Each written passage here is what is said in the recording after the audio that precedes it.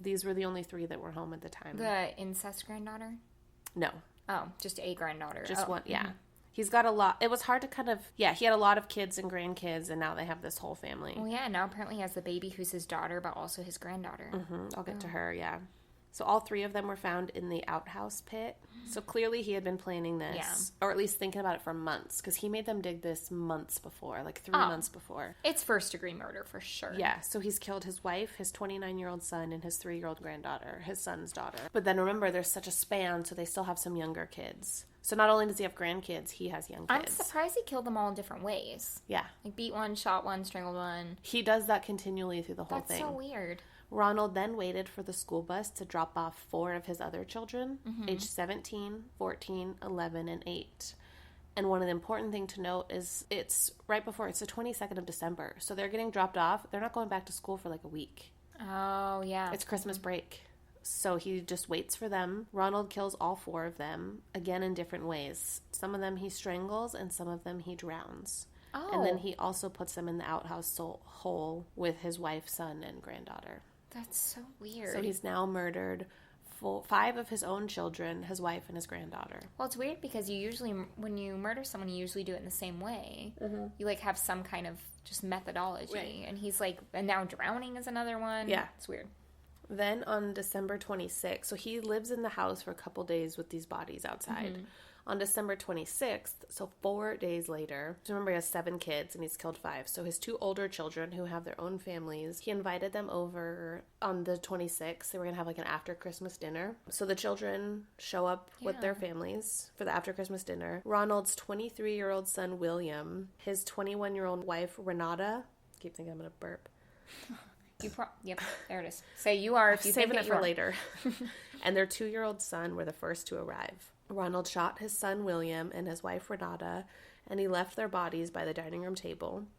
He covered their faces with their own coats. So he shot them and then put their jackets over their faces. That's creepy. He then killed his 2-year-old grandson and placed him in the trunk of his car. Yo, but why not put, maybe the hole was filled? I don't... None of the... Okay, not that this could make sense, but not only, like... You can't look at this and say, okay, it's not even methodical. It's all over the place. Yeah, well, and so obviously he had been planning this for a while, but it seems like he had just planned, I want them to die. Yeah. And it's like, what happens next? And then he's just deciding what he's going to do each time they come in, and he's going to kill them. It's crazy. It's really weird. Yeah. Then Sheila is the daughter that Ronald had abused and had a baby with. So Sheila, Ronald's 24-year-old daughter, arrived with her 33-year-old husband and their 2 kids. 7-year-old, which is the daughter that Sheila had. So this is Ronald and Sheila's daughter. Yeah. So it's his granddaughter and his daughter. I'm surprised, and I've never been through an incestual relationship, so I wouldn't know, but, like, I'm always surprised when they're going to go over there for Christmas dinner, even though, like, this happened, like... Yeah. I wonder how hard that would be for her, or what he would think about, or if they don't think about it. Or I'll talk a little more about that at the end. I'm just... I know, yeah. How hard would that be for everyone? Yeah, and then their 2-year-old daughter. Ronald shot Sheila, laid her body on the dining room table before covering her up with a tablecloth, shot her husband, and then strangled his daughter/granddaughter, and then strangled the 2-year-old boy, his other grandson. He left his daughter-granddaughter by the dining room, and he put the other young one in the trunk of another car. So the 2 young boys went in separate trunks? Yes. That's so weird. I know. It's crazy. Later this day, so we're still December 26th, Ronald drove to Russellville, Arkansas. He went to Sears, and he picked up some Christmas gifts that they had ordered but not yet been picked up. So just drive to Sears and was like, hey, we had these things on layaway. I'd like to take them home now. But you don't need them anymore. Okay. Yeah. Then he went to a club. Then he went home, where he stayed in for the rest of the weekend with his dead family. Ew. He, like, waits out the weekend. That's so many people. Yeah. Another weird thing that I wrote, because I saw it in a different article, he had also soaked all the bodies in kerosene. Oh, I'm assuming the ones fire outside. Or something? Yeah, but he never did. On Monday, December 28th, 1987, Ronald drove his son's car back to Russellville. He bought a gun at Walmart. And at this point, no one knows about his family because it's Christmas break. Yeah. No one's expecting to hear from them. But it's now been like a week since he killed them. Ew, and they're all still there? Yep. Oh, golly. So he drives to Russellville, buys a gun at Walmart. Then he drives to the Peel, Eddy, and Gibbons law firm. He walks in, shoots and kills the receptionist, and then just walks right out. He drives to Taylor Oil Company. So the mini mart that he worked at, the owner of the mini mart worked at this oil company. Okay. So he walks in there and shoots and just wounds his old boss who owned the mini mart. And then he shoots and kills a fireman / part-time truck driver. And then he leaves this place. Oh, where did all this come from? Then he goes to the mini mart where he shot and wounded 2 more people. Then he left again. Like, he's just on a spree and no one's, like, he hasn't even been caught. Then he left and he goes to the freight company where he worked. He walked in, shot and wounded his former supervisor, and then but didn't kill her. And then he told her, I've come to do what I wanted to do. It's all over now. I've gotten everybody who wanted to hurt me. And then police are called, and when police get there, he surrenders without incident. So he just wanted to shoot and kill anyone that he had a bad experience with? Or... Yes. Yeah. Okay. I'll get into thought, like motive suggested motives. He was convicted May 12th, 1988, and sentenced to death. This part's crazy. Sentenced to death by lethal injection plus 147 years. They're like, hey, you're going to die, but also, like, we hate you. And then when you're dead, you're going to stay in jail for 147 years. I don't even know. Like, sometimes sentences are so ridiculous. Yeah. Like, even the thought of, like, 3 life sentences. 1 is enough. But I feel like it's a formality or, like, a tradition. Yeah. We're like, we're going to give you, and just in case you rise from the dead. 500 years. 500 years for you. Yeah. It just sounds silly. It does sound silly. You're going to die, and also 147 years in just jail. In case. Yeah. In case you come back. Okay. He refused all appeals. He didn't even want to. He wanted to die. People actually fought that because they thought, like, he had the right to appeal, and just because he didn't want to, like, the appeal process still should go through. So his execution was actually stayed. Oh, jeez. But so there was a stay of execution, but then people were like, never mind, just kill him. So on May, yeah, because he still didn't want appeals. Oh, so on May 31st, 1990, Governor Bill Clinton signed Ronald's second execution warrant, and he was sentenced to die June 25th, 1990. Ronald refused all visitors, including legal counsel and clergy. He didn't want to see anyone. His last words were, this is a quote, it makes no sense, "Justice delayed, finally be done, is justifiable homicide." It's not, though. Right. But it doesn't, justice delayed, finally be done, and justifiable homicide. Like, yeah, he... Doesn't make sense. He's saying, like, it's cool that I killed all those people. It's justifiable. I think he's trying to say, like, what I did was justified. But, like, it's not. And also, like, you said that in a really poor way. Were you drunk? Like, yeah. Come on. So he killed a total of 16 people, 14 of which were family members. Wow. In court, the prosecutor suggested a possible motive, which was his relationship with his daughter Sheila. And go back to what you were saying, they actually found a bunch of letters between the two, and they had a very weird, like, love-hate relationship. Yeah. I think even in her mind, and maybe because she was so young and taken advantage of. Stockholm. Right.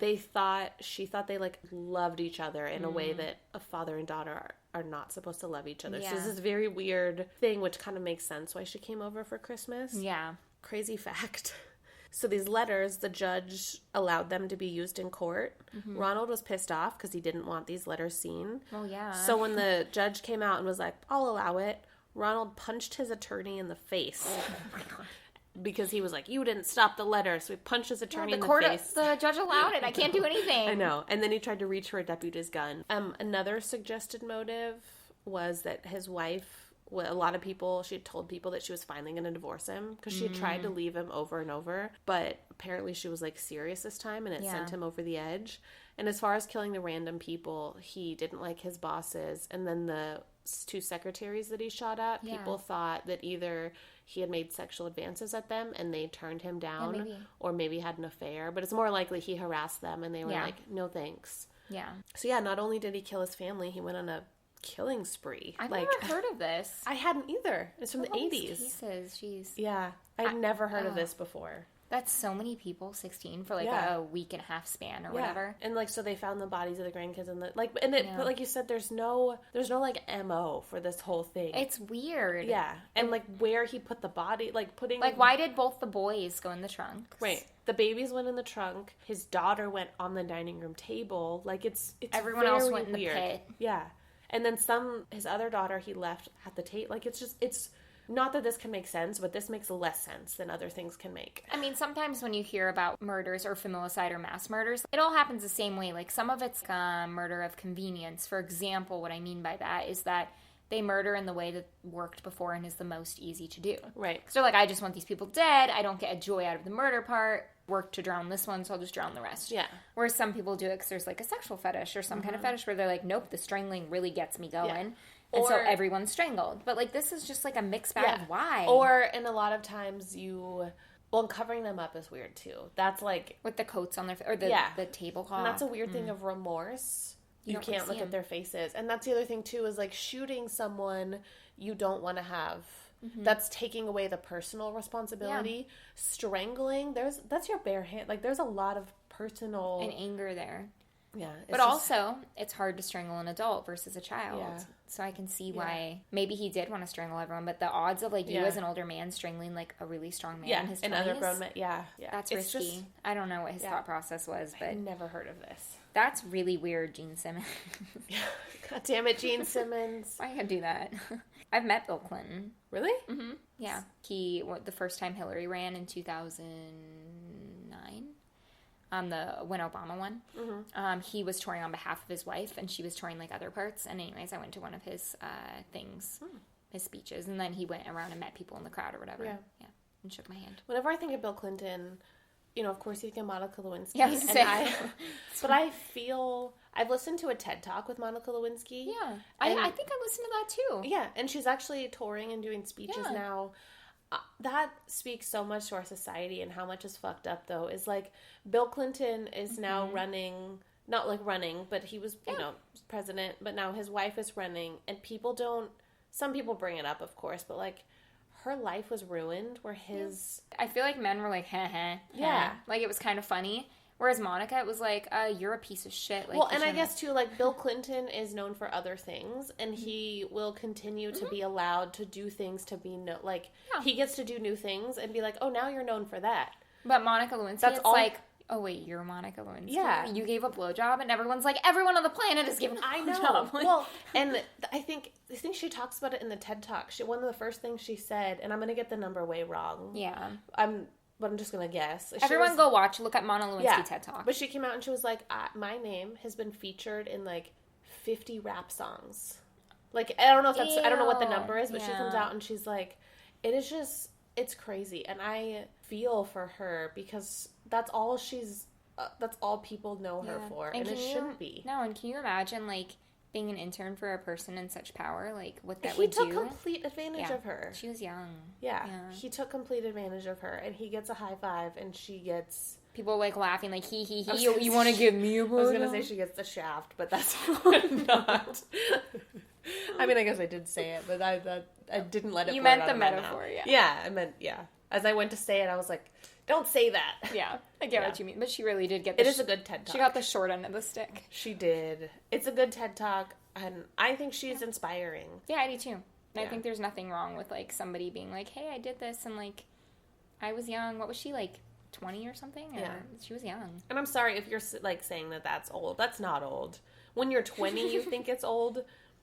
Even at 28, I'm like, 25-year-olds are a bit... Like, 28 is not old. I think I'm old, but then most of my coworkers are, like, in their 40s and 50s, and they look at me like I'm a baby. Like, it really depends on where you're at. Yeah, it depends on what age you are now. Like, when I meet 20-year-olds, I'm like, oh, you have so much left. Yeah. When I was a 20, I thought I was like... I'm old. I'm an adult. Yeah. Especially like 21, you're like, I can have a beer. Oh, yeah, for sure. And then you're like, high schoolers are babies. And then you hit like 25, 26, and a 20-year-old is a baby. Like, it changes as you get older. Yeah, it always changes. It's just crazy. Yeah. Wow. That's a terrible story. I know. Well, my story, we'll have to grab another beer, but I'm excited to tell it to you because I'd never heard of it before. Maybe everyone's heard of it, and you're going to be like, everyone knows this. And I'll be like, okay, well, I don't know why I didn't know it, but... Well, who knew Gene Simmons was... Crazy. Yeah. Our next story of Familly. Oh, I like going first. I just get to sit here. Yeah, and you just get to listen. Why don't you tell us about our beer today for our next story? It is from Boulevard Brewing in Kansas City, Missouri. Yeah. Hello. Flora Obscura. It's a dry hopped porter. That's so weird. I don't think I've ever had a dry hopped porter. Maybe we've had one hopped porter on the episode. It says best by date on bottle. But the date's place is blank. There's no date. How are we supposed to know if this is expired? It's good forever. It never expires. I like the top. It's all very cool. Kind of looks like a prison. And the label looks very Art Deco-y. I like porters. Me too, and I like that it's hopped, so it's like an IPA. This is the second porter we've had that's not super dark.